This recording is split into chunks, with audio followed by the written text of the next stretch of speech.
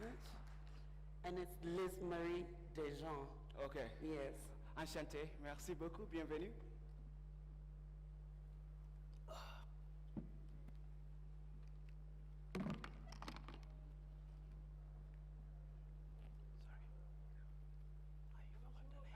Bonjour à toutes et à tous. Je suis Lise Marie Desjans, représentante des organisations de la société civile en Haïti. C'est un grand honneur pour moi d'être parmi vous aujourd'hui et je vous souhaite la plus cordiale bienvenue. En qualité de présidente de cette séance spéciale sous le thème VIH, la tâche inachevée pour celles et ceux qui sont le plus laissés de côté. Je me suis personnellement engagée dans le domaine du VIH-Sida depuis plusieurs années. Haïti a un taux moyen de prévalence chez les adultes estimé à 2%, dont 2,2 pour les femmes et 1,6 pour les hommes. Environ 150 000 personnes vivant avec le VIH en 2017, dont 86%, soit 92 000, sont ceux qui reçoivent un traitement. Haïti est l'un des pays de l'Amérique et des Caraïbes le plus fortement touché par cette pandémie, comptant un nombre total de cas de VIH parmi les plus élevés de la région. Néanmoins, je voudrais aussi rappeler que mon pays, Haïti, a été à l'avant-garde des recherches sur le VIH avec le groupe haïtien d'études du sarcoma de Kaposi et des infections opportunistes, GESCIO. En Haïti, comme partout dans le monde, des progrès ont été réalisés face à l'épidémie du VIH. Pourtant, il reste encore beaucoup à faire, particulièrement pour des populations clés et leurs partenaires qui enregistrent plus de 50% de nouvelles infections.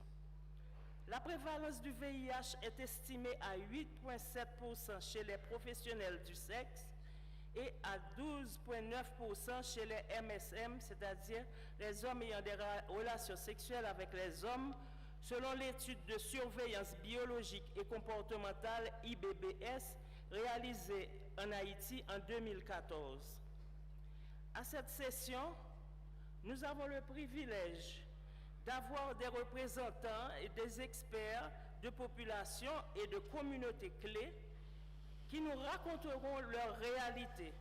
En partageant leurs idées, ils nous aideront à mieux nous orienter vers la prise d'engagement qui accéléreront la riposte pour mettre fin à ce fléau d'ici 2030. Deux jeunes modérateurs dynamiques, Ricky Kotsitao, vont nous guider vers l'atteinte de nos objectifs du jour. Permettez-moi de les introduire. Ricky Kotsitao Kanza est une défenseure des droits humains et transféministe. Elle a plaidé avec succès en 2017 devant la Haute Cour de justice du Botswana dans le cadre d'une affaire historique.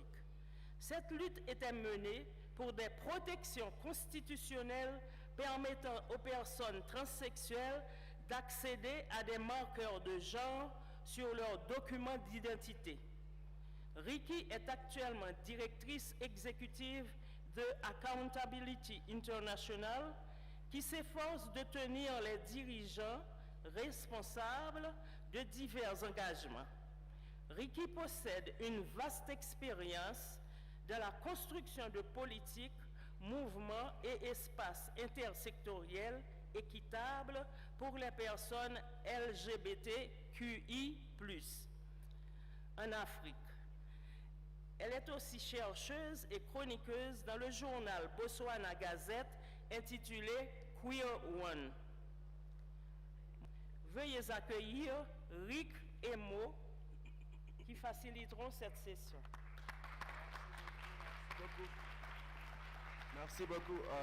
Merci beaucoup, madame. Please, you may have a seat. Thank you so much, ladies and gentlemen. As she has just illustrated what the purpose of this session is and the importance of why we bring in diverse voices from across the globe that are affected by the epidemic. We are here today to bring people... Mo, I think I want to interject. Okay. Call out alert. Okay. Hi to everybody in the room. I'm calling out more on the fact that we continue to use language such as ladies and gentlemen in spaces that speak about diversity and inclusion and transformation. And if we are to transform the HIV response globally and continentally, I agree. This is how we greet people. Comrades, rainbow siblings, partners, funders, developmental agents, welcome to the session that is going to transform the way in which we look at the HIV response. Over to you, Mo, to continue with our objectives of the day. It had to be done. Thank you. It had to be done. I mean, around the world, we continue to put people in silos, and we understand the horrendous impact this is having in public health across the globe. And I'm really, really happy that Ricky gets to put context on the importance of this, both in her work and her presence here. So thank you so much for reminding me what we all should be doing. And most importantly, to enable all of us to understand why inclusivity matters. We have remarkable speakers from across the globe who represent very, very diverse communities who have for so long, for so many years, have been left behind. And before we do that, I would like to invite Dr. Shannon Hedder to come and address us insofar as setting the tone. And as she's making her way to the lectern, I would like to just remind some of us who are in the space of some important facts that we need to acknowledge. Cisgender women sex workers are 10 times likely to contract and be living with HIV than most women. Transgender women themselves are 47 times likely to have HIV more than any other communities. And insofar as drug use is concerned, our countries and the whole globe's war on drugs continuously makes it impossible for those that use and inject drugs to be able to actually be protected from contracting HIV. Instead of criminalization, we ought to be looking at harm reduction, and that is the way in which we ought to be thinking, getting out of the space to continuously reform the way in which we actually program for various marginalized communities that are still left behind. And over to you, Dr. Shannon. Thank you. Good morning. Good morning, everybody. All right, but thank you, partners in the fight. Thank you, friends. I'm going to add friends to that one. It's great to be here today, and I'm really here just to set the scene of where we are and where we need to go together, especially to fill the gaps and reach and empower people who haven't fully benefited from our AIDS response so far. So spoiler alert, today especially, a lot of what I'm going to talk about is all about young people. Adolescent girls and young women, but also young LGBTQI people, young gay men and trans women, sex workers, people who inject drugs, prisoners. So just to start off, how many people in this room consider themselves to be a young person and or a member or an ally of one of those communities I just mentioned above? Show of hands. All right. So one thing that's been critical to the successes in the AIDS response so far has been leadership. And it's rarely been about leadership starting from the top. Instead, it's been about leadership of people demanding leadership from others, especially the others with certain powers and authorities. So nothing about us without us.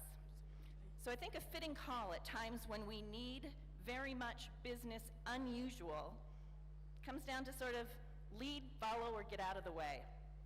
So those of you who raised your hands, or those of you who wished you'd raised your hands after you saw all the other allies and members in the room, help me out just to kick things off. And let's do a lead, follow, and get out of the way on 3. 1, 2, 3, lead, follow, or get out of the way. I think we can do a little bit better than that, okay? 1, 2, 3, lead, follow, or get out of the way. All right, so let's get started on business. So where are we at? I think we're at a time of high highs and low lows when it comes to the epidemic response. So high highs, almost 40 years after initial recognition, HIV is no longer the death sentence for all that it once was, but we want it to be a death sentence for no one. We know how to prevent HIV, how to diagnose it, how to treat it. We know that U equals U. Undetectable based on being on effective HIV treatment makes you untransmissible, unable to transmit HIV to your partners. Since Cairo in 1994 ICPD, together we've saved millions of lives. Deaths have decreased from a peak of about 1.7 million to 770,000 per year today.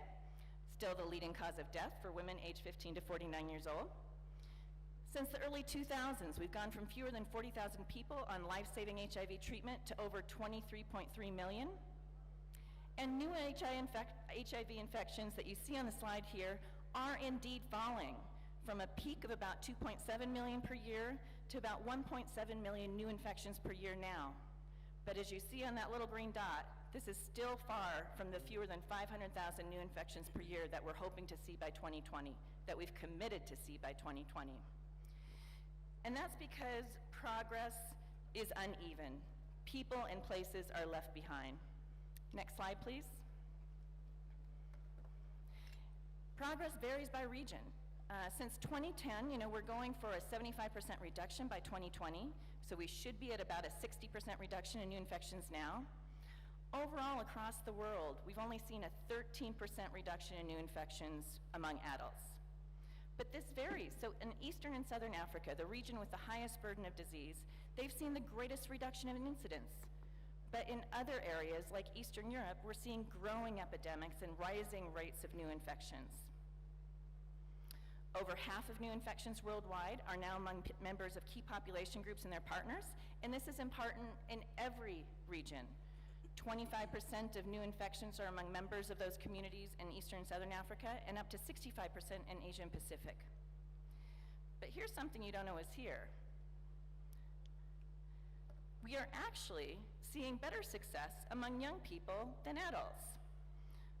For young adults aged 15 to 24 versus those that are older, 25 to 49, we've seen a 23% reduction globally instead of a 7% reduction. And in Eastern and Southern Africa, we've seen a 29% reduction among young people as opposed to a 19% reduction among older adults. So if people are trying to blame the young people for not pulling their weight, I think they're getting a little bit wrong, don't you? Yeah, but the reality is the burden, especially on adolescent girls and young women and young key population members, is still much too high. Last week, every week, 6,000 adolescent girls and young women acquired HIV. Only 1 in 3 young people across the world have accurate knowledge about the prevention and transmission of HIV infection in this day and age. But I truly believe the fact that we see variation, we see high highs, we do see major gains and achievements in specific areas or specific countries or among specific people, means we know it's possible to do better, to achieve results, to end HIV as a public health threat by 2030. And so for leaders who don't believe that, who think the demands are too bold, may we remind them that countries have committed to these bold targets. And what do we say? Lead, follow, or get out of the way? Lead, follow, or get out of the way. So I'm just going to spotlight a few priorities, particularly about HIV prevention, particularly young people. So 1, let's talk a little bit about integrated services for SRHR and HIV.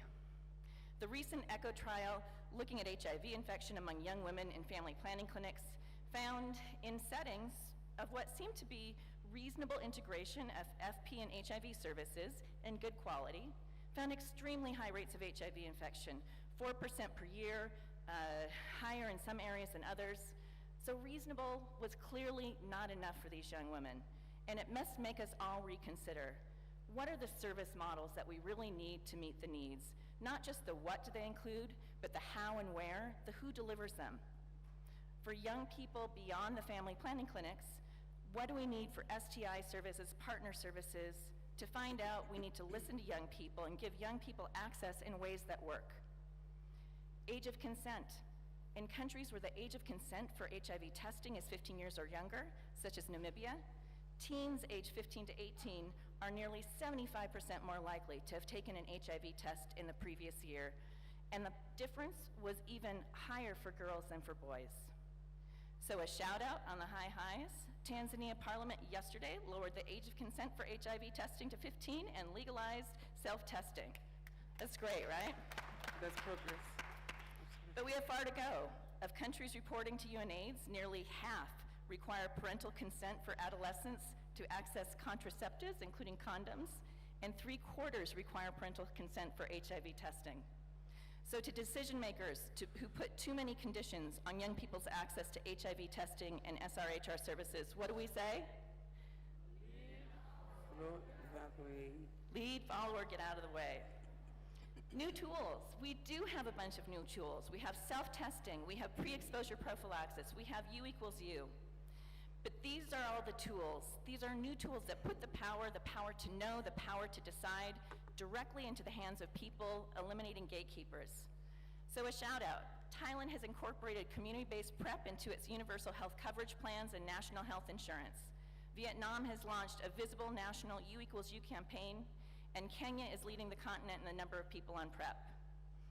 But we have far to go. In places where PrEP has really driven down incidence as part of combination prevention, there's 13 people on PrEP for every one new infection in the community. In Global Prevention Coalition countries, where 75% of new infections occur, we have less than 1/10 of a person for every new infection on PrEP. Moreover, I still hear PrEP described by all too many people in dismissive, stigmatizing ways. I heard recently, oh, PrEP's something for people who are too weak to negotiate condom use. And I think, are you kidding me? Since when did women-controlled, people-controlled, person-controlled methods signify anything other than empowerment and the power to decide? So to those who block availability, stigmatize access, or won't invest in new tools, what do we say? Lead, follow, or get out of the way. It's about health, but it's never only been about health. We know driving down, combating the HIV epidemic, it's about safety against violence, it's about education, it's about economics, anti-poverty, job opportunity. It is about health, but it's about empowerment, equality, and justice as well. Programs that work across these elements, that include elements beyond health, work. These include PEPFAR Dreams, Global Fund and World Bank programs, national programs such as South Africa's She Conquers. So a shout out to Lesotho, that now has 100% of its high-risk HIV districts covered by dedicated, comprehensive AGYW programs, and has seen a 41% reduction in new infections among adolescent girls and young women so far, right? But we have far to go. Some people still say that these investments, that they're too expensive. They're unwilling or unable to get non-health sectors to invest comprehensively in young people in ways that matter. So to those who say investing in young people is too expensive, what do we say? Lead, follow, or get out of the way. So finally, policy, rights, laws, ending discrimination that drives HIV. A shout out to Botswana and India who've decriminalized same-sex relations this year, right? Yes, no. And we have far to go. 66 countries still criminalize same-sex relations. Only 12 out of 101 countries report no punitive or criminal measures against sex work, even though decriminalizing sex work could avert up to 46% of new infections among sex workers and their partners over the next decade. At least 86 jurisdictions, including many states in my own country, still criminalize HIV non-disclosure, exposure, or transmission. Arrests, investigations, prosecutions, and convictions for this have occurred in 49 countries, so this isn't just on the books. And 90% of countries have one or more laws that discriminate against women. So to those who will not take bold action to change policies, laws, and end stigma and discrimination in all its forms, what do we say? Lead, follow, or get out of the way. So even though I'm here to kick off, I am really here to follow today. I am here to listen, I'm here to hear, I'm here to learn, and to pledge that I take away what's shared to lead better when that's my role. So with that, I think I'll get out of the way. Thank you. Thank you so much, Dr. Herder. We're really happy to see the global context and how, new innovation, particularly around, technologies mentioned, self-testing, PrEP, and also really pushing back on the attack on these new technologies that we have to end the epidemic, and really to help us ground what the epidemic looks like at the moment, and the impact it's having on the lives of people, and what are some of the, what is the last mile we need to complete in this journey. Ricky would help us introduce some of the speakers. Absolutely. I'm excited that this very first panel that we're going to be calling up is of particular community experts and leadership that really is going to bring to the fore ways in which many of us continue to be left behind to be excluded and to be marginalized, even with the slogan globally that leave no one behind. And to start this conversation, my first speaker I'm going to call up is Barbara Kimikisa, who's going from Uganda, and she's going to be talking to us about what she calls pure power. Can we give her a round of applause? She's the person who I've been seeing around the spaces, making headway so far as ensuring that we realize that there are many of us who are young persons who could have somehow been supported to be able to live healthier lives, and how our families and communities we come from are also affected by our exclusion, that we do not exclude just one person, but even communities and families we come from. You may take your seat anywhere on this side. Thank you so much, Babs. And next to join us is Miss Grace Kamau from the African Sex Workers Association from Kenya. Grace does incredible work around pushing the boundaries that patriarchy has for many, many years entrenched in our public health systems and around in our cultures, making it difficult for women to negotiate for their bodies, for their autonomy, and how they want to have sex and where they want to have it. Please, So thank you so much. Take a seat. And then it also gives me great pleasure to introduce a sister of mine from Argentina, and that is Marcela Romero, who's from Red Lake Trans in Argentina, and she is going to be speaking to us about these other people like myself who's standing here, who continuously are also ignored and invisibilized, being the transgender community, and the work that she's done, incredible work in Argentina and even in the region in itself, in Latin America, to ensuring that then trans persons in general are actually also included in our interventions and our developmental planning. Absolutely. Thank you so much, To Marcela. bring up more diversity, we have Mr. David Subliani from Georgia. David works with the regional network in Eurasia dealing with harm reduction. We understand all these bad policies and laws that continue to criminalize communities that use drugs and substances around the world and make them vulnerable to HIV infection. So David, please, you may have a seat. Thank you so much. This is going to be an interesting panel, and we are going to be listening to people that I often say carry the lived real PhDs on what we are going to be discussing, particularly when we are now unpacking more and more this discussion around key populations.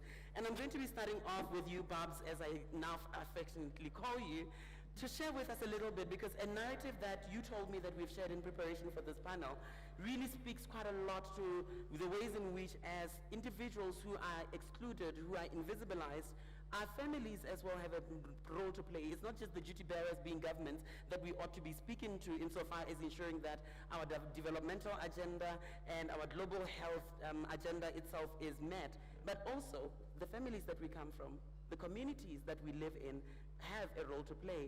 And I would like to give you your 4 minutes to be able to just share as much as you want to be able to bring us into a space of understanding. Thank you very much. I was introduced to sex at the age of 5, at the age of 6 by my uncles. I grew up knowing sex was a game, and I did with so many young people. At the age of 15, I got pregnant. My family took me to hospital and induced my pregnancy at 8 months. I never saw the baby. Today, I felt, that time I felt rejected, I felt unwanted. I became a public shame, a disgrace to my family, which forced me to run to the streets of Kampala. While on the streets, I got pregnant again.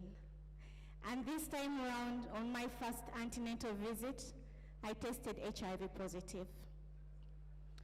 Testing HIV positive opened my eyes to see that I represented a group of young people who were unattended to, but who were mainly let down by the people who ought to care about them, their families, their close neighbors, their relatives.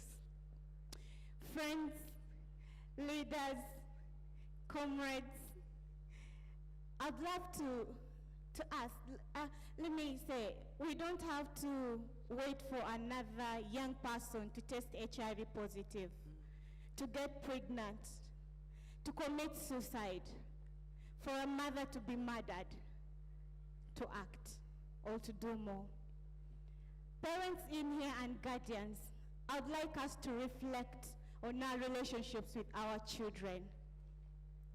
When we get a chance to speak to our children, Do we listen to them or do they listen to us? Whatever decision they are taking in life, do they do it because they fear you, because they respect you, or they do it because you've been a perfect role model to them? Family is a key factor in upbringing our children, in instilling values, but above all in shaping the vision of young people. Unfortunately, family has not been supported or empowered to do this. By empowering and supporting families, we hit two birds with one stone. One, we create a very strong family system. Secondly, we raise a generation of honorable boys and girls who coexist with dignity and respect for one another. I want to say that a 6-year-old child today will be 16 by 2030. And I assure you today, as we create solution to the existing challenges, I feel that we still can do something to create solution. As we create solution for today's challenges, I believe it is still not too late to prevent repetition of what we are facing today then. Thank you very much. So much. Thank you so much, Barbara. We are really, really thrilled to have you here, bringing a very unique perspective of communities that are affected by the epidemic over the past 4 decades. I am truly honored to be sharing a space with you. Thank you. Next, to help us really shift our understanding of the epidemic and the challenges that are still ahead is Grace. Grace, I really want to have an understanding of what are some of the challenges that still remain. There's still a lot of obstacles with regards to criminalization of sex workers. There are still direct violence, both from the state and from the public, towards people that are really selling sex, which we all know sex workers work. And I also want to understand, what is the public health challenge that remains today? Okay, thank you so much. And my name is Grace Kamau. I work for the African Sex Workers Alliance, and I'm a proud sex worker. And we say sex work is work. Yes, ma'am. Yes, and I have done sex work for the past 10 years, and I'm a proud sex worker.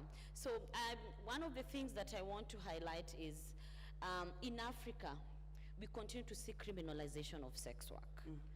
And we've seen sex workers continue to shy away from seeking healthcare services because we continue to be criminalized.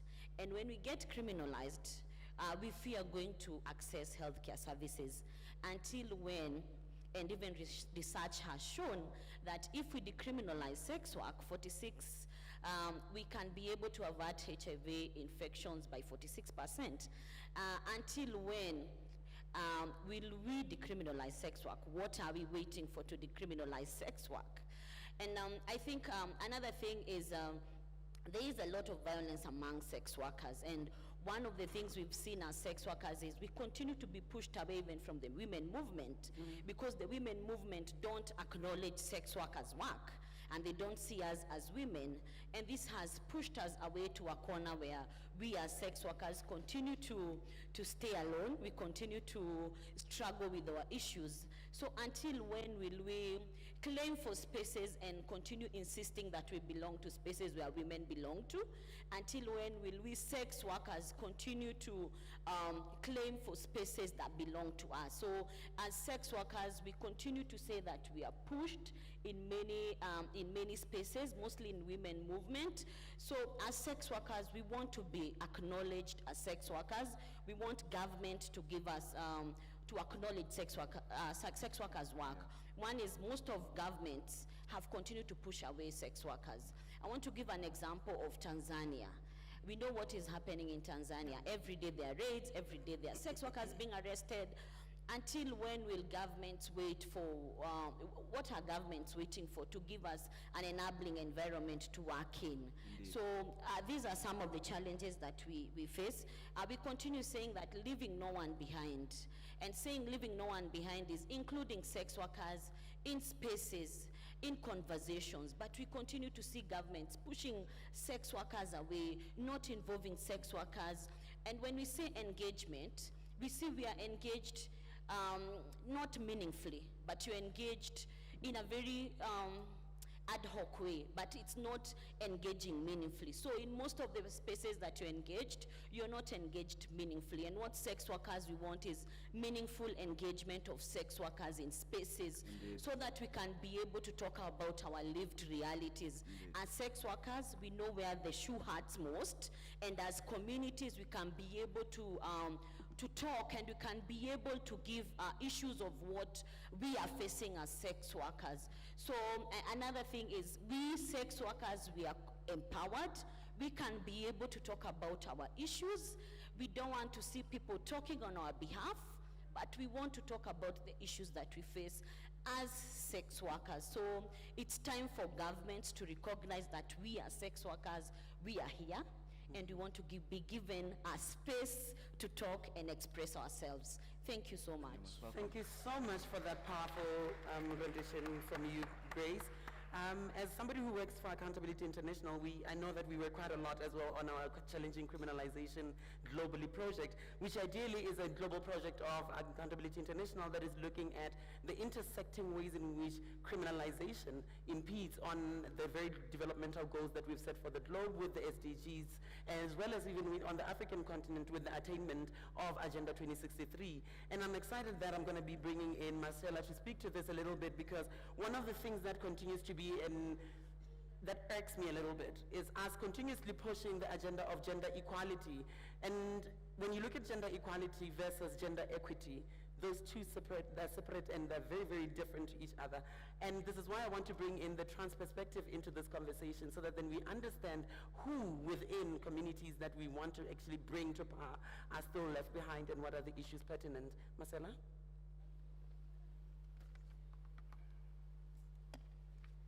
Buenos días a todos y todas y todes. Bueno, la lucha de la población trans en Latinoamérica principalmente fue para salir del rótulo de hombres que tienen sexo con hombres. Para tener programas efectivos para poder acceder a una salud integral, primero tienen que respetar la identidad de género de las personas trans. Y a los gobiernos decirle que muchos de los gobiernos dicen que en sus países existe la prevención, atención y tratamiento universal. Todavía las personas trans no conocemos el acceso universal. Todavía las personas trans no conocemos la democracia. Yo conocí la democracia a los 49 años, tengo 56 años. En mi país hace 6 años que tenemos una ley de identidad de género. Si los ciudadanos no tenemos leyes que nos protejan, no podemos acceder a los beneficios que existen en los países. Y creo que ese es el debate en el mundo, principalmente la violencia de género hacia las mujeres. Nosotros tenemos una construcción femenina. Nosotras recibimos la violencia de género que reciben todas las mujeres en el mundo. Necesitamos construir una agenda en conjunto. Necesitamos que los gobiernos sepan que para las personas trans y para cualquier persona viviendo con VIH, el tratamiento no es solamente el tratamiento de los retrovirales. Hay que ir más allá, hay que ir a la inclusión social. No queremos ser personas marginales, porque no lo somos. Hoy acá está sentada una persona marginal, una persona trans que le costó muchísimos años poder ocupar un lugar. Una persona trans que no terminó la primaria, una persona trans que no tuvo oportunidades como tuvieron todos ustedes de acceder a los beneficios como ciudadanas. Y creo que los estados son culpables de la situación en la cual se encuentra la población trans en todo el mundo. Es necesario debatir y aprobar la ley de identidad de género.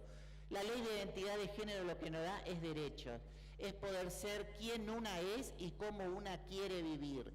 Yo soy Marcela con ley de identidad de género y sin ley de identidad de género, porque me construí como Marcela. Pero ¿qué pasa? Hay una barrera que se llama discriminación y que no me deja acceder a los beneficios que accede cualquier otro ciudadano en el mundo. ¿Por qué? Porque soy una persona trans. porque creen que soy distinta. No soy distinta, soy iguales que todos y todas ustedes.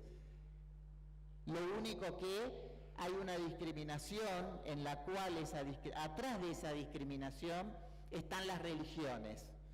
Y muchas veces en el nombre de las religiones nos asesinan, nos maltratan, nos excluyen, inclusive no nos permiten estar acá ocupando este lugar en la cumbre de Nairobi. ¿Cuántas mujeres trans hay en la cumbre de Nairobi? Muy pocas mujeres, estaremos 2 mujeres trans, 3, 4. Y realmente la epidemia en el mundo es muy fuerte hacia las personas trans, el VIH. El 35% de prevalencia de VIH en mujeres trans. La expectativa de vida de una mujer trans es de 35 años. Nos afecta los crímenes de odio, la exclusión, la pobreza, la migración forzada, en donde no podemos acceder a todos los beneficios que acceden ustedes. Yo tenía acá alguna nota de estos días que estuve, escuché hablar de educación sexual, pero no escuché hablar de educación sexual en la diversidad. Hay que hablar de diversidad en la educación sexual, porque si no hablamos de hombre y mujer nada más. No podemos aceptar los matrimonios forzados entre niñas, porque si no estamos aceptando la pedofilia. No podemos aceptar las violaciones hacia las mujeres, las mutilaciones, la patologización que nos ponen a las personas trans para poder debatir en nuestros parlamentos la ley de identidad de género. Todas esas dificultades nos impiden acceder a una salud integral. Nosotras ya no queremos solamente que la salud sea el VIH y el testeo del VIH. Las mujeres trans y las personas trans, los hombres trans, necesitamos salud integral para poder tener otra expectativa de vida. Cualquier ciudadano en sus países vive más de 70 años. Nosotras vivimos la mitad que cualquier ciudadano en sus países. Yo creo que hay que tener bien claro que el Estado y la Iglesia es un asunto separado. No puede estar la Iglesia y el Estado gobernando. Yo creo que tampoco podemos avalar que en el nombre de algún dios o religión nos tengan que colgar en una plaza de algún país y asesinar. Y yo creo que el tema de salud es un tema en la cual tiene que estar en una prioridad, porque sabemos la situación de Latinoamérica. Voy a hablar de Latinoamérica. Hay un retroceso en Latinoamérica, hay grupos antifundamentalistas que están retrocediendo nuestras leyes logradas en Latinoamérica. Ley de identidad de género en Bolivia, Argentina, Uruguay, Ecuador, Colombia, Costa Rica. Estamos en peligro.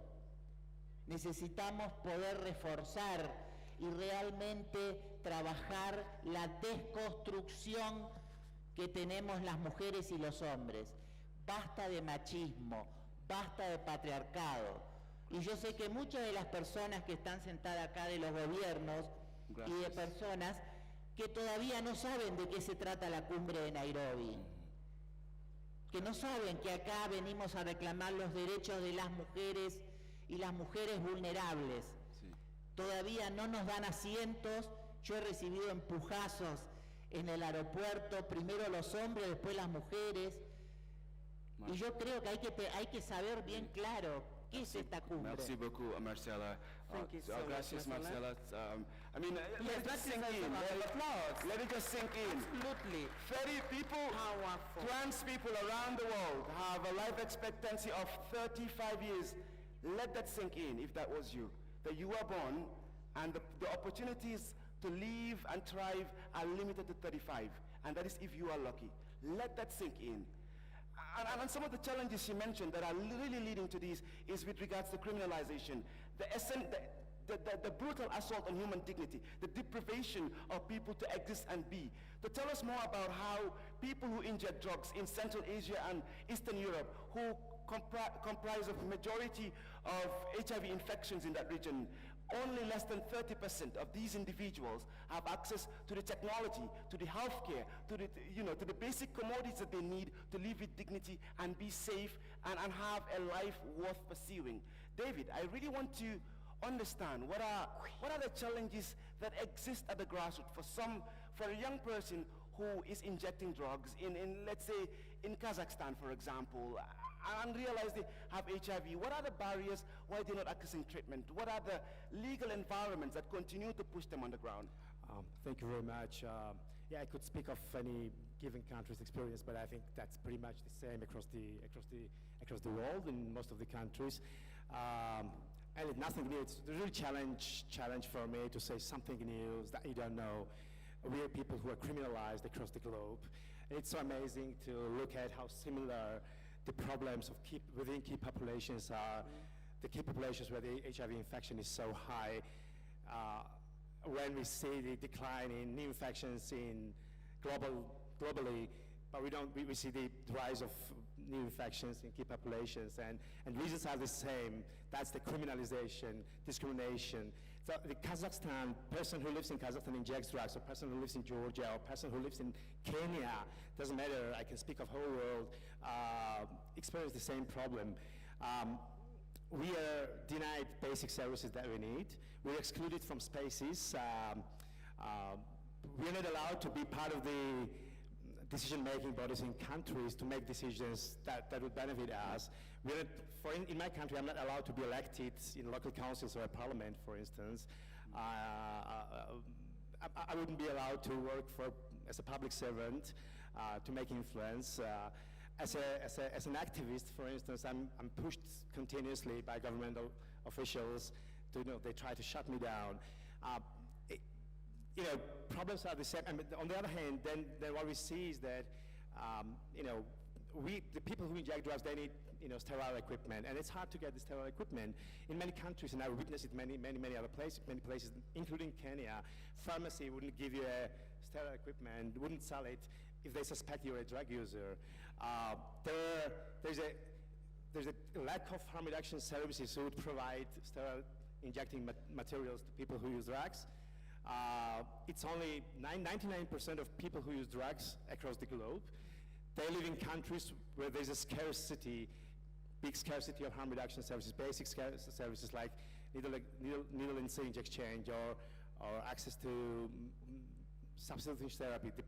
Both are proven to have very good effect on infection rates, like in declining rates.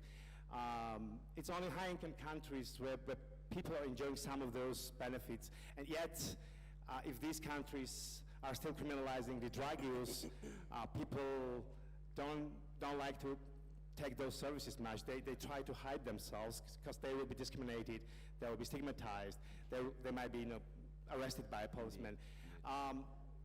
Many times we share the syringes, and that's how the infection spreads, you have to know.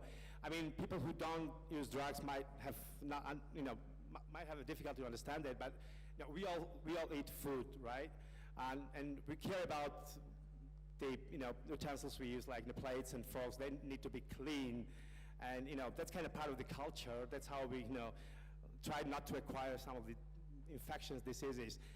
We don't have that opportunity. We have to sometimes share we have to use syringe, and it's like if we were eating from the same plate or eating something on the floor, in a height. And that's definitely the condition that will bring the infections high, of course.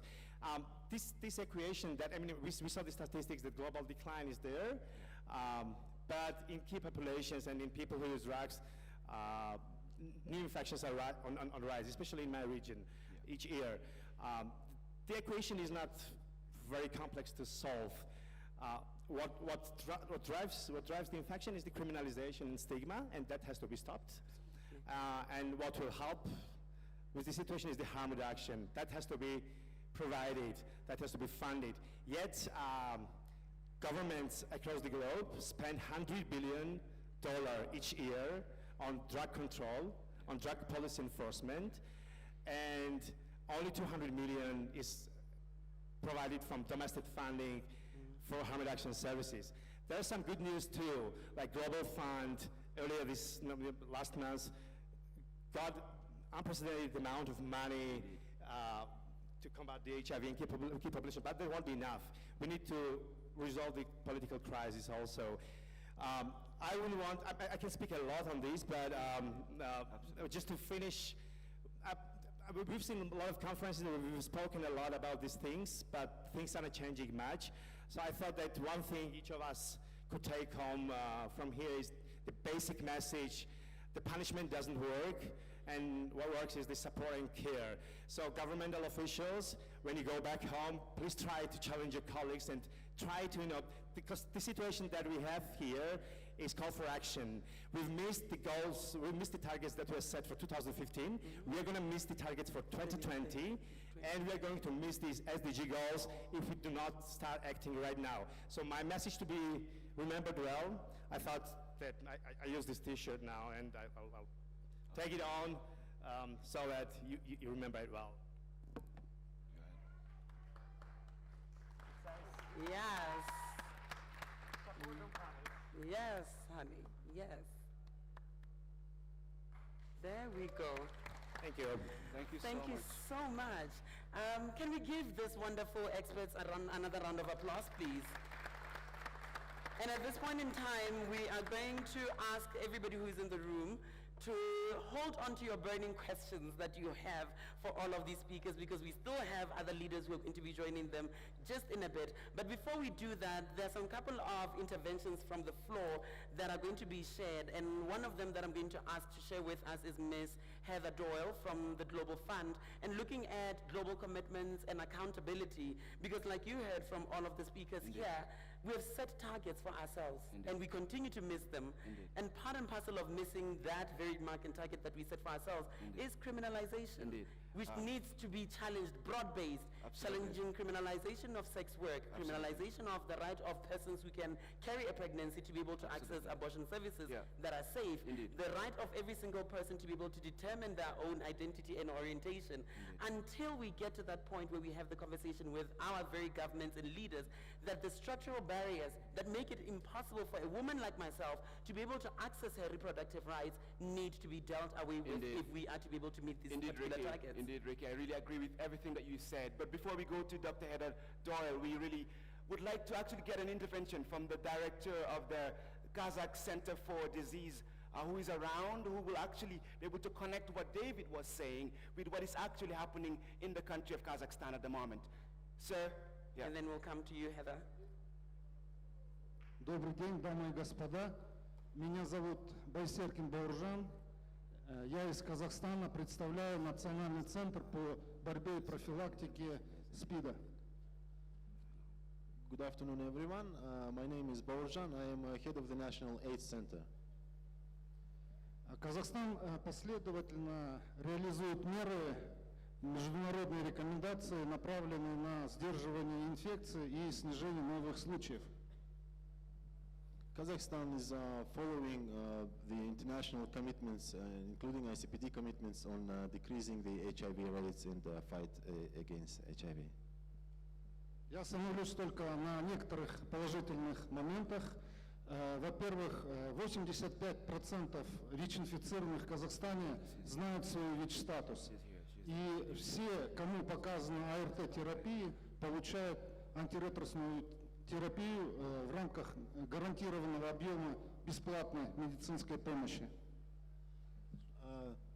I will tell just the basic facts. For instance, 85% of HIV, of people living with HIV know their status, and those who know their status, they all receive the antiretroviral therapy.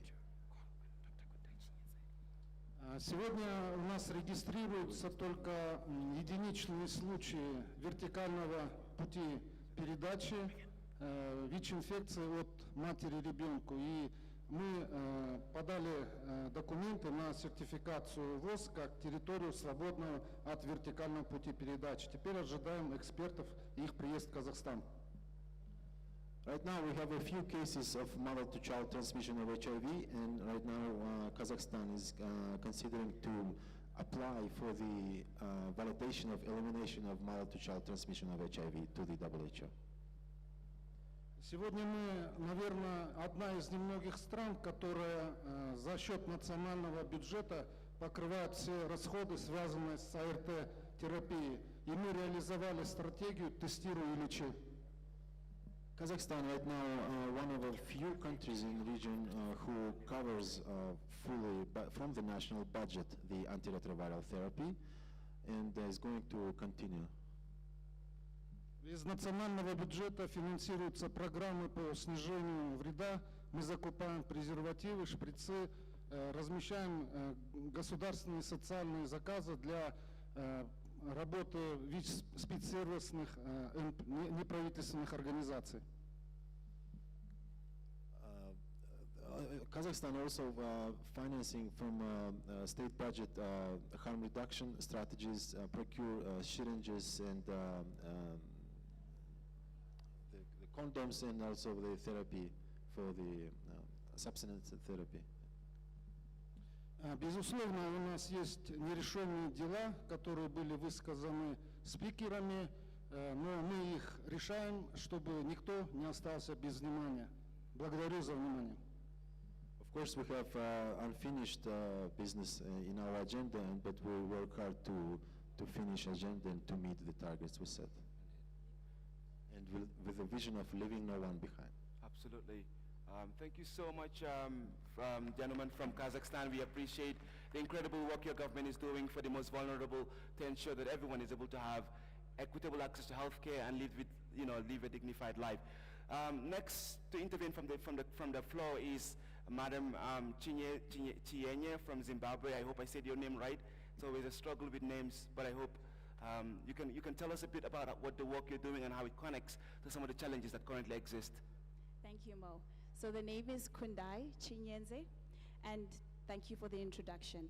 And it's really amazing to have such a panel and such a diverse panel that is able to speak to us about their needs. So I represent IAVI, which is a global organization that develops global health tools for interventions such as HIV vaccines and the development of other biomedical prevention products. And so our work, the core of our work really is research and development. And I was really happy to hear Liz Marie talk about research that's ongoing in Haiti.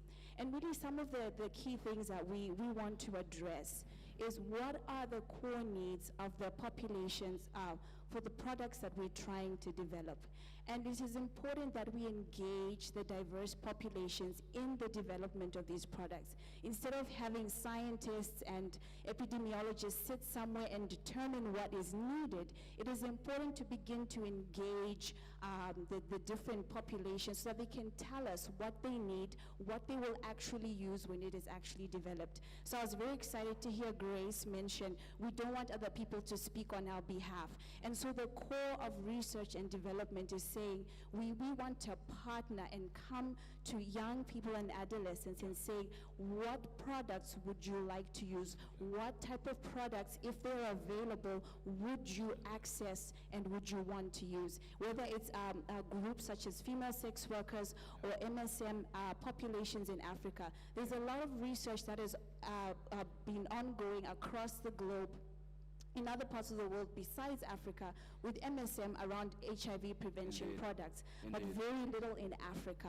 And we need to engage the African MSM populations in the development of products to ensure that they use them when they become available. So this is some of the core work that we do, and working with governments to say what type of products will you be able to use, what type of pricing would be good and acceptable to be able to be affordable for the communities that you want to roll them out for. So engaging with both the governments and the communities and civil societies to say that what is really needed and what is acceptable, Thank you so much, Kundai. Thank you. We really appreciate you're really passionate about the work that you do. Engaging the most vulnerable in research and knowledge development remains a critical component of this ending this epidemic, and we're really grateful for what you do. Next on our session, we would open up, we will recognize the presence of Dr. Sheila Tlu, and we would kindly ask for an intervention from your end. What are the things that continue to keep the most vulnerable, particularly young women and girls in the most affected countries at the moment? Okay, I think you got me. Okay, well, first let me really congratulate the speakers, most of whom are my children, especially those who are here. My name is Professor Sheila Klo. I'm the chair of the Global HIV Prevention Coalition, and also the chair of NESIN now, because we're trying to combine the fact that we need health facilities that are properly staffed in order to be able to end the epidemic. So the two go hand in hand. But we're talking young people, but we're talking young people in their diversity. And really at country level, we still have those laws that still criminalize, that marginalize. And we need sessions such as these, where we can be able to at least know what the best practices at country level. What is Botswana doing? For example, can it be copied by other countries?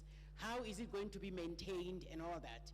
And as we advocate, we can therefore be able to say, look, right here on African soil, this is happening and these are the results. So it's really to urge all of us to say, let's look at the best practices and see how we can be able to advocate with our governments really Thank you so much. Thank you so much. Thank you very much. Absolutely. Thank you so much. Ladies and gentlemen, again, my apologies, Ricky. I mean, it happened again. Unlearning harmful behaviors. It takes a time, and I'm challenging everyone in this room. If you've ever harbored things that are challenging the security and dignity of other people, take the step on unlearning them. And I'm doing that before all of you, before the world, while we're live streaming at the moment. Next, we're inviting our panel, the leadership panel, to come and join us. Go ahead. I'm not sure if I'm audible enough for everybody. My lapel mic had to be taken away because it's been giving me stresses. And the next speakers, who are also leaders that we're going to be calling to the front, I will start off with Mr. Bader Babu, who is the Tunisian Association, with the Tunisian Association for Justice and Equality. Please take a seat on this side, anywhere where you feel comfortable. Next to join us is Dr. Robert Mundira Rajma from Zimbabwe. I'm really sorry. I struggle with these names, sir, but we have enormous respect for the work that you do. Thank you so much. Incredible. And last but by no means least is Big Mama, Reverend Jiren Mccauley, who is with the House of Rainbow and works with religious leaders around the world with the network Inarela, which is the network of religious leaders affected and living with HIV around the world, to be able to take a seat and we can be able to continue with this conversation. Over to you, Mo, as you start off with Mr. Babu. Absolutely. Mr. Babu, you're doing incredible work in Tunisia, in North Africa. And we've currently seen a growing epidemic, something that has been happening for many centuries. The criminalization of people who are expressing themselves, who are showing their most authentic self, in different spaces. And we just want to understand what are some of the game-changing interventions that your work with your organization has been able to herald into your country. Some of the game-changing interventions that you've been able to initiate through your work.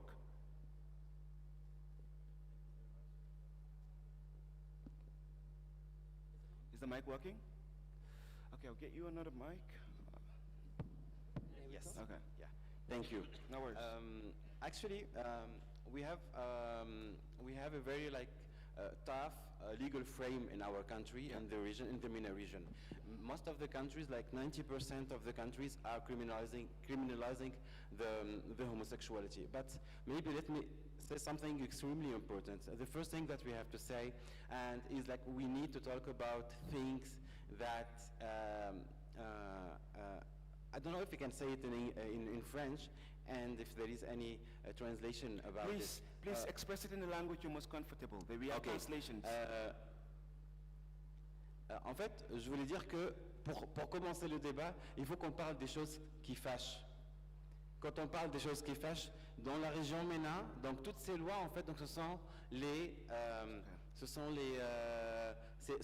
restes du colonialisme. Donc, en Tunisie, par exemple, l'homosexualité n'était pas n'était pas criminalisé avant 1913. Donc les Français, quand ils sont venus en Tunisie, malheureusement, ils ont écrit le code pénal tunisien, et à partir de ce moment-là, donc c'était juillet 1913, que l'homosexualité a été criminalisée. Et je sais que c'est dans tous les pays de la région, et à 99%, ce sont, à part quelques pays du Golfe, en fait, qui criminalisent l'homosexualité selon la charia. Okay. Mais le reste, donc, c'était des lois qui étaient amenées de l'extérieur. La première chose peut-être également à se rappeler, c'est qu'on a un grand gap et un grand manque d'informations et de données quand on parle de VIH-Sida, et quand on parle également donc de la communauté LGBT. La communauté LGBT, c'est une communauté qui reste à la marge de la société, et dans certains pays en fait de la région, donc il y a toute une il y a un déni profond de l'existence des membres de cette communauté. Ce qui se passe actuellement, c'est qu'on a un manque important d'informations. Dans toutes les régions du monde, l'épidémie du VIH, elle est en train de régresser, probablement, mais ce qui doit se dire, c'est que dans la région MENA, donc on assiste au fait que le nombre de nouvelles infections est en train d'augmenter. Et cela revient à plusieurs... Merci beaucoup, merci Babu. Thank you so much, Babu, for that. I'm going to be coming to you, Reverend Jiren Mccauley, and you're going to be speaking to us quite a lot about the intersecting marginalization and exclusion, obviously speaking from a gay perspective, and also speaking from a gay perspective of a person who is living positively with HIV. And one of the most interesting facts at this point in time is that out of 75 countries around the globe that continue to criminalize HIV, 24 or about 24 of them actually are from Africa. And that continuously is fueling the epidemic. Can you please speak to us a little bit on that, and from your own perspectives and sharing recommendation? Well, my name is Jiren Mccauley, and I think that the first thing I want to say is that I'm gay, I'm a clergy in an Anglican church and in England, and I'm also HIV positive. I just want to set the record straight. When it comes to challenges, I think that we're missing a big point of leadership. I believe that religious leaders have a huge responsibility to address many of the issues that are affecting their communities and their parishes, and indeed also advice towards parliamentarians as well. You know, I know I've heard many times that there is a need to separate the church from the state, but at the same time, we know that people of faith are also part of parliamentarians as well. I think what is also key is that, you know, we need to have a robust message to communities that are affected. We need to begin to change the narratives that are sent out there. And I want to make it very clear, HIV is not a crime. HIV is not a punishment from God. HIV is a virus, and that's what it is. And of course, you know, as many institutions are doing now, we want to contain it. And we need to make sure that the messages go out that is absolutely appropriate. We have medical practitioners and people working in HIV sectors that have a robust message for people. And I think for me, those are part of the key elements of changing the narratives that are very abusive and condemning to the communities. Indeed. There are many challenges, and some of my colleagues have mentioned some of them. And the continuous criminalization of the MSM or the LGBT community is in itself outrageous. I mean, these are things that are inherited from the colonial laws. I believe that Africa is a continent of love and compassion and diversity and equality. And we need to try and get back to all of those you know, ethos that we already have in our community. Indeed. The other area for me is also fear. People are so afraid of HIV. I mean, if you remember the early days, no one will even share a glass of water with you, let alone sleep in the same house with you. And maybe when you leave, they break all the plates that you've touched. It's ridiculous. I think that all this fear are impacted by stigma, shame, denial, and discrimination. And we need to begin to reverse all of this so that we can move forward. Thank you so much, Reverend Jiren. I mean, the incredible gains we've made over the years is remarkable to help us really understand how a country in one of the hardest hit regions in the world, Zimbabwe, is reversing the trend through domestic financing of the epidemic. we would invite Dr. Robert to tell us how the government of Zimbabwe is helping end the epidemic in the country through domestic financing. Thank you very much. We, in Zimbabwe, with support from partners and donors, have been making quite strides in addressing the HIV scourge. On the domestic financing side, we have the general allocation from the Ministry of Finance that goes to the Ministry of Health and gets programmed into the various activities. But we also have we've introduced two ring-fenced financing mechanisms. One of them is through the National AIDS Council, whose sole responsibility is the response to the HIV in all its various facets. Indeed. And it's a tax put on to combat HIV, and this goes ring-fenced to the National AIDS Council. Recently, we have introduced the Airtime Levy, which is 2% of all the monies that are generated from people talking on the cell phones or through data use. And this is again ring-fenced towards the provision of medicines in the Ministry of Health and Child Care. Indeed. So we have these three funds that the government of Zimbabwe is using to address the challenges. Thank you so much, Doctor. We're really happy to hear that things in Zimbabwe are changing and people will now begin to have better lives because government is also investing in the healthcare sector. Thank you so much, all of the speakers.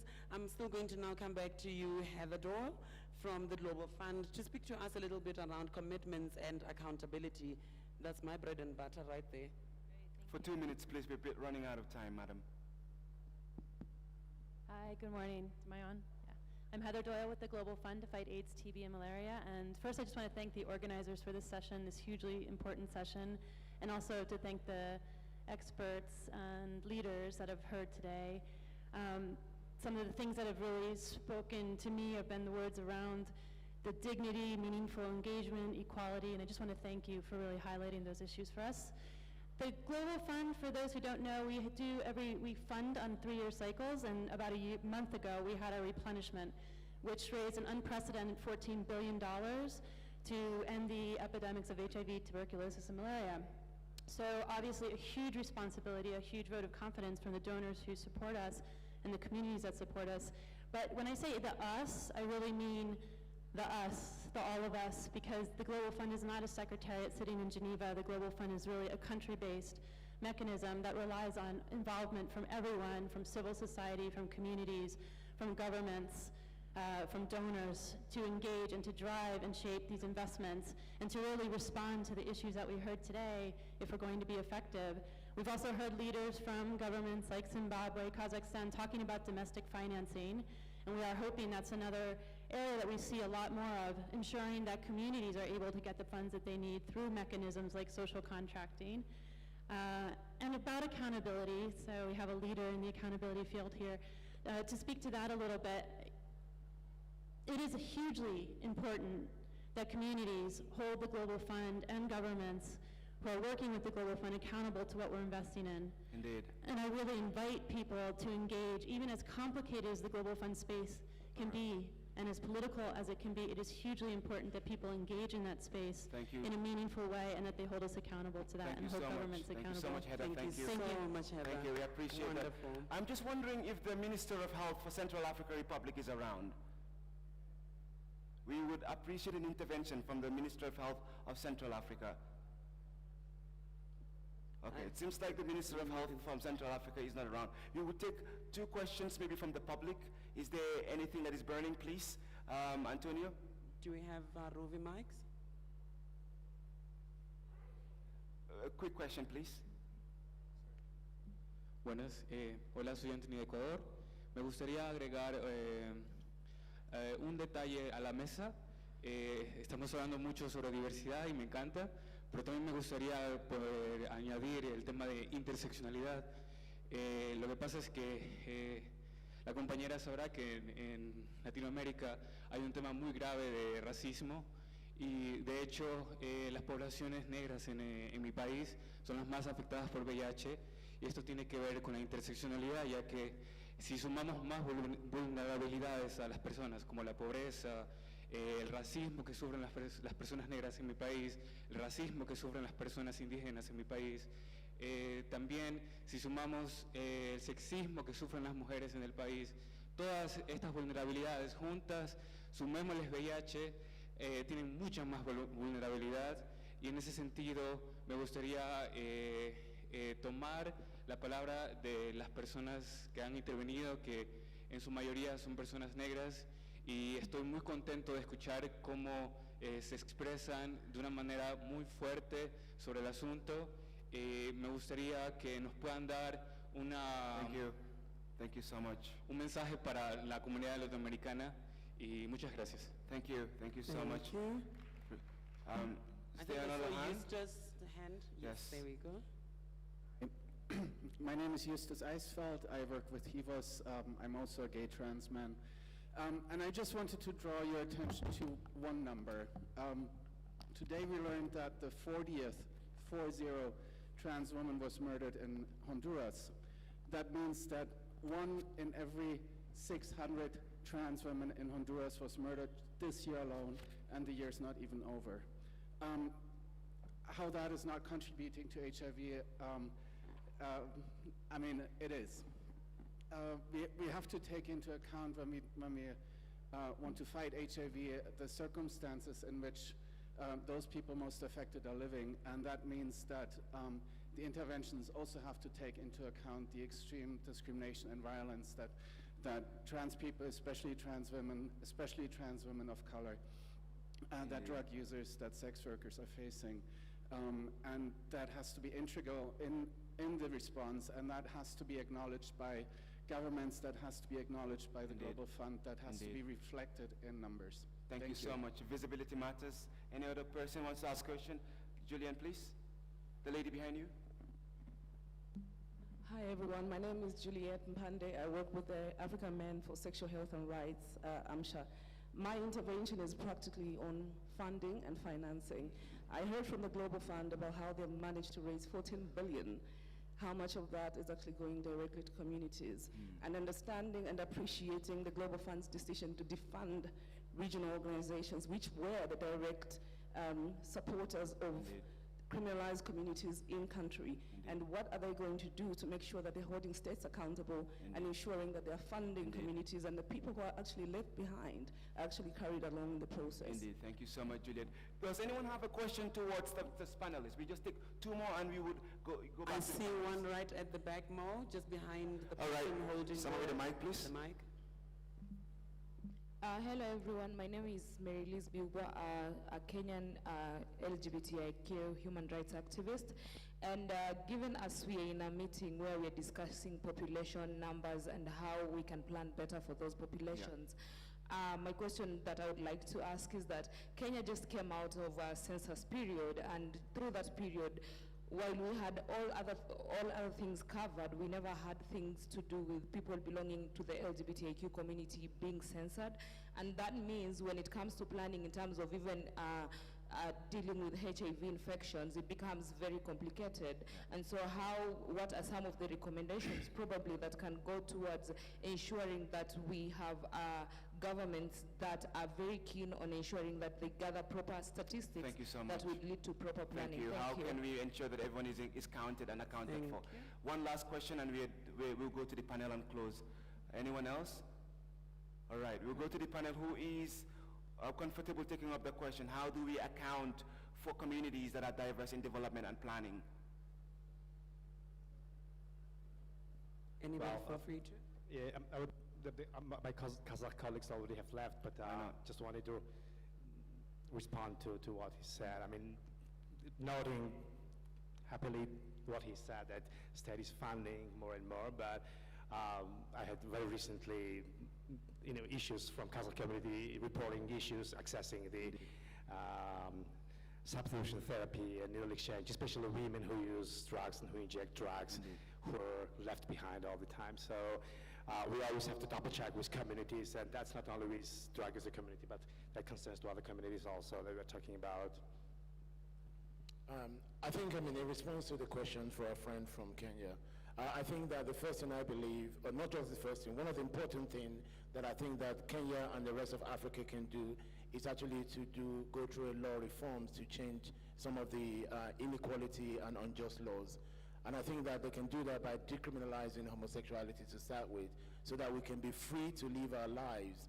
And also put in protective laws as well, because in employment, the LGBT community are being discriminated against, let alone if you're living with HIV. I think that the also responsibility is also on religious leaders as well. You need to change the language. LGBT people are not an abomination. Indeed. They are children of God. And the way that I define being gay is that God adores you, God anoints you, God accepts you. And we need to look at that in the most profound way in order to change the narratives. All right, thank you so much. Just to add on what we are talking about data, I think government should come up with innovation together with communities that are safe and that have human rights-based approach. Absolutely. To ensure that we are able to count the criminalized population. Absolutely. So that we don't continue to criminalize the population and the population continue hiding. So that we can get the right numbers. Absolutely. Thank you, Marcela? Marcela? Yo le quiero preguntar al Fondo Mundial, ¿por qué el Fondo Mundial financia a los países donde nos criminalizan y donde no hay sanciones a esos países? Porque son los países que más dinero reciben y son los países donde más criminalización hay hacia la comunidad LGBT. Thank you so much, Marcela. I am going to now come back to this panel of ours and ask that we build some consensus. And what I'm going to do, I know I'm going to be gagging you right now. I want a sentence or a word that you believe needs to be taken out of this very space by everybody who's in this room and to transmit it even outside. Just one word, starting with you, Babs. Yeah. A sentence or a word? Not a minute, a sentence. When I say full stop, it will be a full stop indeed. Okay, I just want to say we have dismantled a person, a human being. When we talk about HIV, it's HIV, but we need to talk about everything that relates to HIV. Don't come to me talking about HIV. Come talking to me about HIV, family planning, LGBT issues, abortion, all these things. Not so many in the world talking about different things. Thank you, my queen. Thank you so much. Thank you. Sí, el VIH es violencia de género hacia las mujeres. Es necesario hablar transversalmente, nos afecta a todas las personas y es necesario hablar de democracia. Pero cuando hablamos de democracia hay que hablar de una democracia igualitaria, inclusiva y real. Porque todavía la comunidad LGBT del mundo no conoce la democracia inclusiva. Conocemos la palabra democracia, pero después no estamos incluidas dentro de la democracia en nuestros países. Ricky, I would like to invite the Zimbabwean Dr. Robert to make an intervention. I understand the delegation have to make a commitment shortly. Sir, is there anything you would like the crowd to go with from the success story of Zimbabwe's epidemic at the moment? Is there anything, any message you would like to leave with the crowd about how Zimbabwe is, just a sentence, how Zimbabwe is rolling back the epidemic, how it's actually scaling up treatment, prevention, and all these interventions?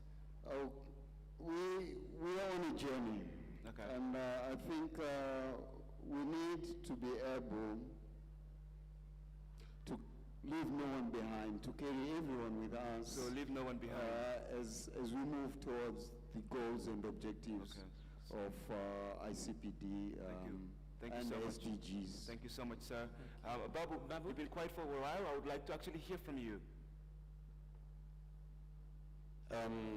If I may say just like please few words, I will say like the key when we talk about like HIV and AIDS and human rights related problems, especially when we talk about LGBTIQ plus people, we talk about visibility. The key is visibility. So the first step is to recognize the different communities and also recognize the work and the data that is produced by the member of the community, which is not the case actually right now.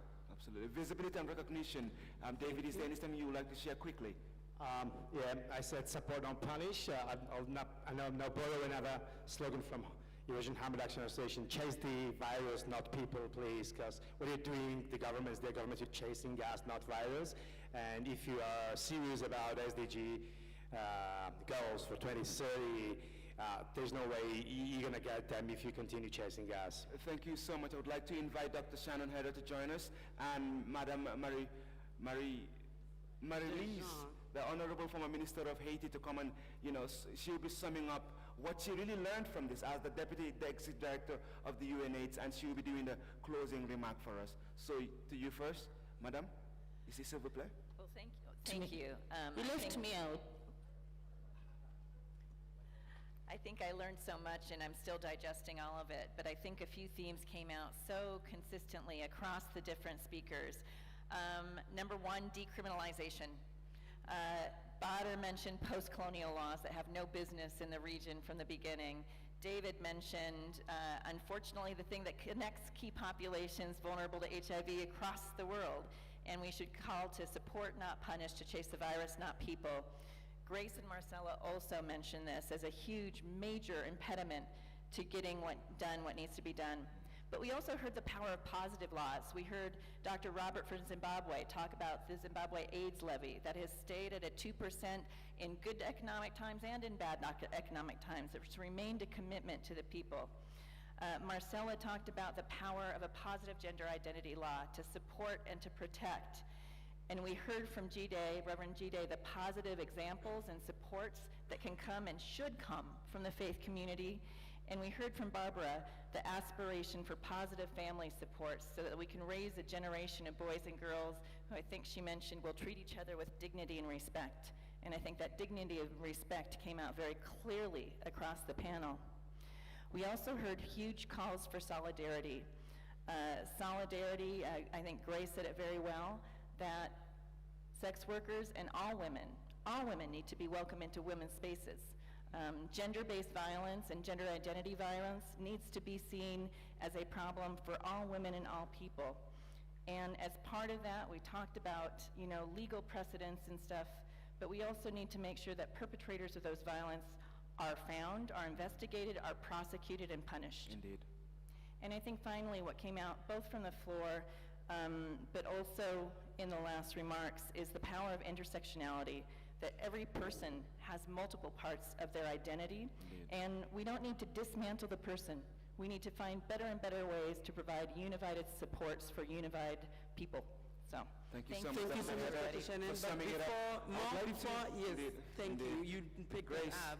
You had a point that you needed to make, but at the same time, before you continue, Honorable, I know that you have to also run off because you have another session that you're supposed to be going to, so please. You have done it already. Oh, thank goodness. Grace, so Grace, the floor is please give yours. us a minute of what you think sex workers are demanding and want this public to remember after this session. Okay, for us sex workers, we want rights, not rescue. Yes. And sex workers do it best. Thank you so much. Thank you so much. I will invite the Honorable Reese Marie Dejan to do the closing for us. Merci beaucoup, Madame. Merci, Maman.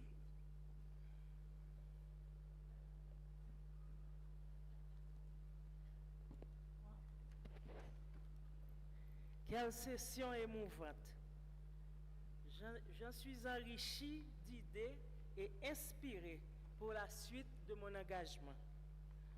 Comme nous arrivons à la fin, permettez-moi de saisir cette occasion pour remercier les modérateurs et modératrices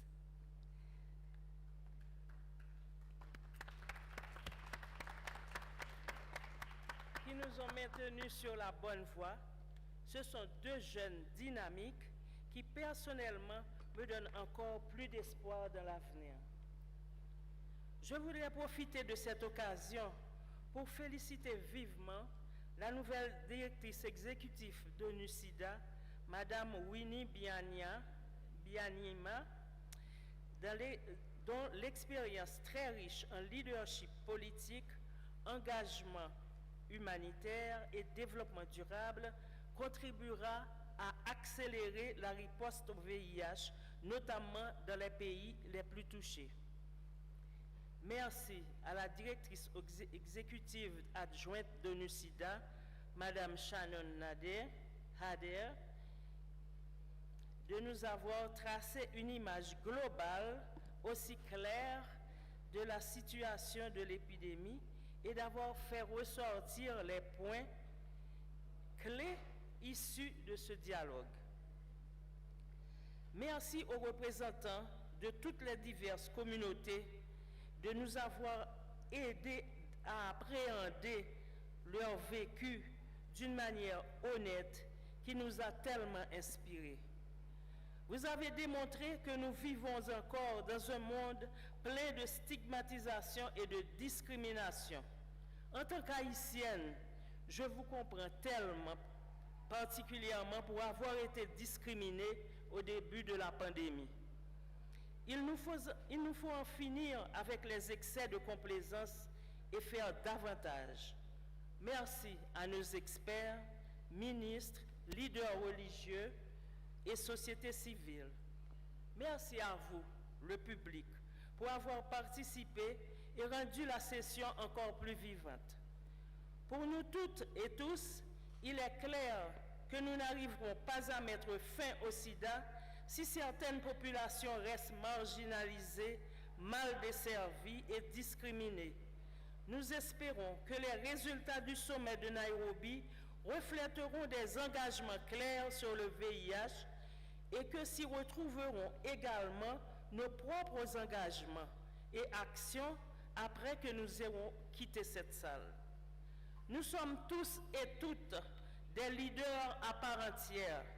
Nous devons exercer ce leadership exemplaire pour une riposte inclusive. Nous devons nous assurer de ne laisser personne en arrière. Les communautés les plus vulnérables et marginalisées doivent se trouver au centre de la réponse et s'impliquer ouvertement et carrément. La société civile doit être dotée de ressources. Cela présuppose l'élimination des lois, pratiques et politiques punitives qui violent la dignité humaine et les droits des personnes.